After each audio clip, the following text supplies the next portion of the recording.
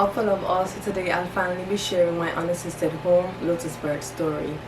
Okay, so for context, my expected due date was between the 9th and the 13th of January, but the date my son was actually born was the 29th of December. My last doctor's visit was the 18th of December, where I went to do the pelvic examination. At that visit, the doctor actually informed me that my son's head was right there and I might not even make it to January.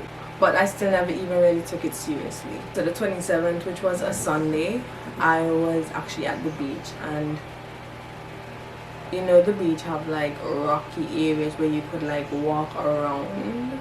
I just had this strong urge to go and walk around the rocks, and even before I was halfway, I got this strong sensation, like this bearing down. Like I remember joking to Hugh, telling him like I felt like I was in labor.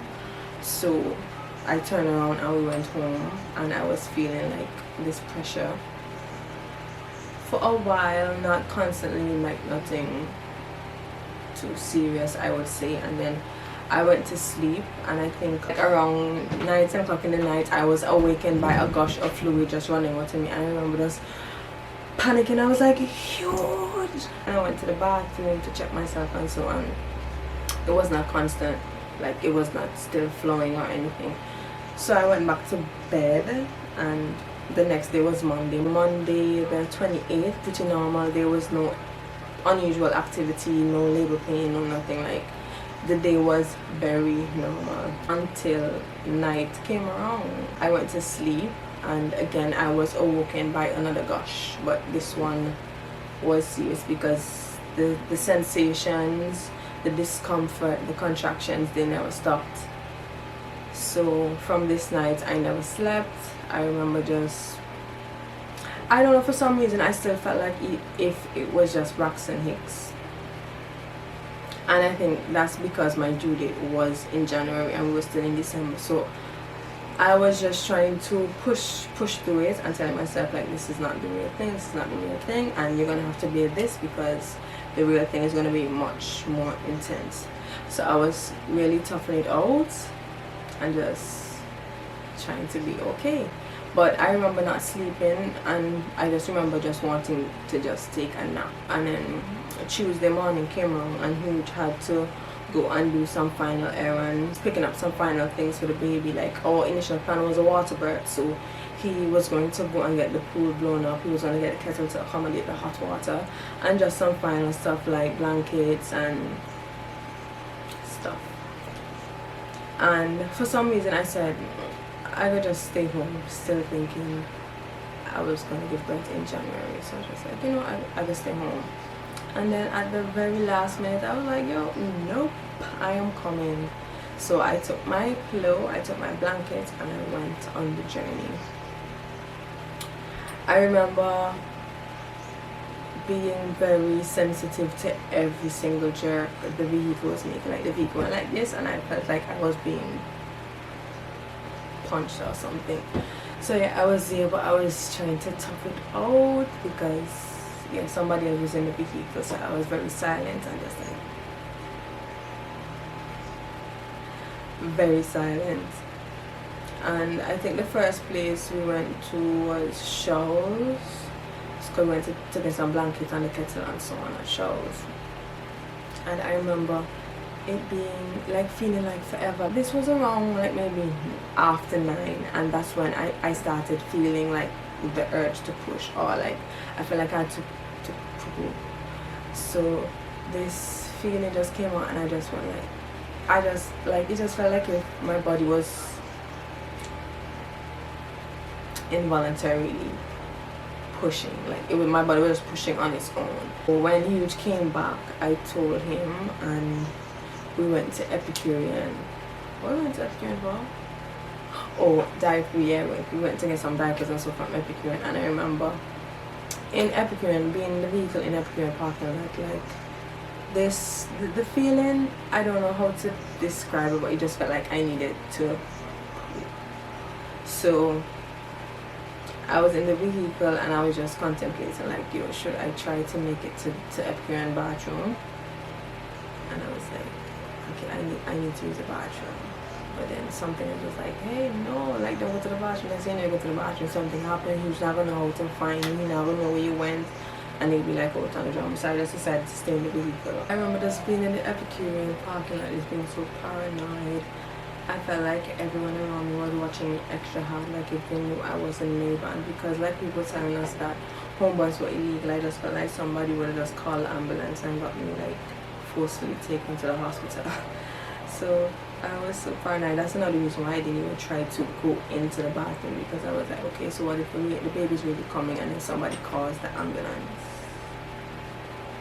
But when he came back, I let him know, like, yo, the feeling is getting worse. I feel like I need to poo. And the last and final stop we made was to go and get the pool blown up at Bike Plus. And I remember we went, like, they were giving him such a hard time because they were saying, oh, they don't have the kind of pump to blow up the pool and whatever. So we were just there for what felt like forever again. And anyway, he finally got the pool blown up, and the pool couldn't fit in the vehicle, so I was in the back seat all the time laying down, and I had to went around in the front seat. And I remember when I came out of the vehicle to be in the front seat, like, my whole clothes was soaked. Obviously it was my fluid and my mucus plug and probably pee. Like, I was there soaking wet for the entire time, and I did not know, I was not aware until I got up to go in the front seat. Like, I had a dress and my dress was soaked, and I did not know. When we came home, I rushed out of the vehicle, went straight into the bathroom because I thought I had to poo. So I was in there and I was like trying to poo and nothing was happening, but I felt like I was going to tear. So I remember just running back out to the bathroom. I was like, you don't have to poo, but I feel like if I do it, I could tear myself. And he was like, okay. He was outside at the time trying to bring the poo, but he came in and he was like, okay, let me go and check. And I went on the bed and he checked, and I literally saw his face was like, okay. He was like, and I was like, what? He said, Missy here. So the baby head was right there. So with the quickness, we were like, he was like, should we call somebody? I was like, no, just get me in the pool, the empty pool, because just to keep the place clean. So I went into the pool, and at that moment, like, no contractions were coming. Like, I was just there waiting and waiting, and then he ended up saying, okay, let's go for a walk. As soon as I got up, like, this is the fridge, like, this is the pool area, and I got up. As soon as I reached the fridge, the contraction started again. I had to rush back into the pool, like, on my knees, like, hunching over the pool like this. Yeah, and it was like 3 pushes. The first push, he said came out and it went back in. The second one, he said came out and it was locked right there. Third one, I think it was came out his shoulder, like, just like, it was so unreal, like, came out like this, his shoulder turned, and he just popped out, like, he knew what to do, like, they know what to do. It's so unreal, like, right now, it's getting me chills, I'm all sweaty talking about it. It's crazy. But yeah, I really enjoyed my birthday experience. Yes, he came out, he was turning him over to make sure no fluid or anything was in his nose, in his mouth, and he let out one little cry. He said, yeah, and that was it. But he was fine, his head was full of hair, he didn't have much of burns on him, and yeah, I put him on latch because we knew that would help the placenta to come down. So as soon as he came out, I put him on latch. At that moment I realized, like, there was no milk. There was no way. So yeah, anyway, I put him on me to latch, and he was like, remember the placenta is going to look to come out soon, so put yourself in position, you know. And so I was sitting down, like just like the picture. I was sitting down just like in the picture, like that. And so I did do it to get up, and as soon as I get up, it just saw plop, the placenta just came out easy, no tugging, no pulling, no pressing, like it just came out easy.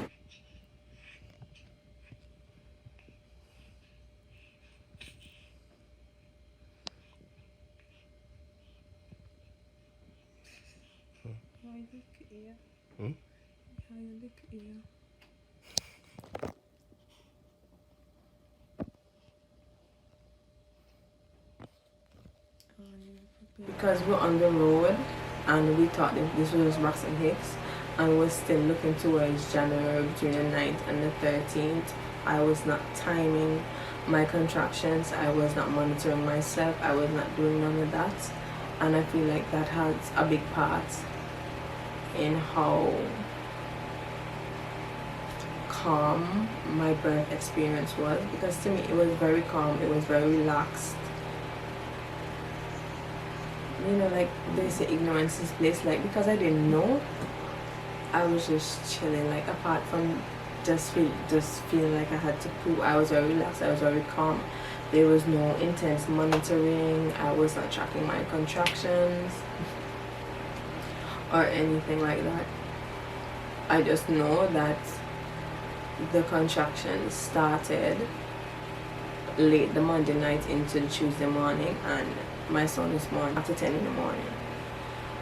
So I don't know if that is short or long, but to me it was very short. It was very calm, it was very relaxed, it was a beautiful experience, and I wouldn't have it any other way. Like, I hope I feel like I'm going to know, but I hope the next time I'm just going with the flow, you know. I don't want to be like, I'm in labor. I don't like that. I just want to just full enjoy the experience, feel everything, be present, and just give birth. Say hi. Say hi. Say hi. Hello. This is the fruit of my room, y'all. My sunshine. My highly youth. My homebred Lotus baby. My Rasta baby, my Ital baby, my young king. What else? You want pumpkin? Pumpkin? It's my treasure. Hey, Mama Sugar.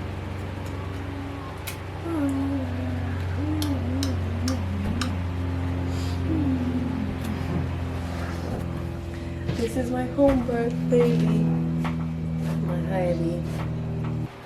So there's going to be another video to follow up this one about my pregnancy experience, planning a home birth in a space where it is said to be illegal, seeking out midwives, being rejected and denied by midwives, all of that craziness. So that video will be coming soon. Look out for it, and thank you for being here.